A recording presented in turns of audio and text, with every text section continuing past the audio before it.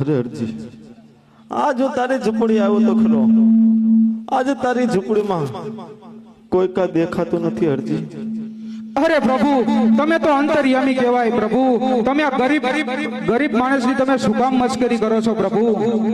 અરે અરજી, આ કઈ મસ્કરીની વાત નથી અરજી. હું તારી ઝૂંપડી આવ્યો પણ તારી ઝૂંપડી તો ખાલી દેખાય છે અરજી.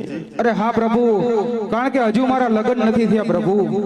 અરે અરજી, તો આજે તને પીરજી પરણાવે ને તું પરણી લે મારા વીર.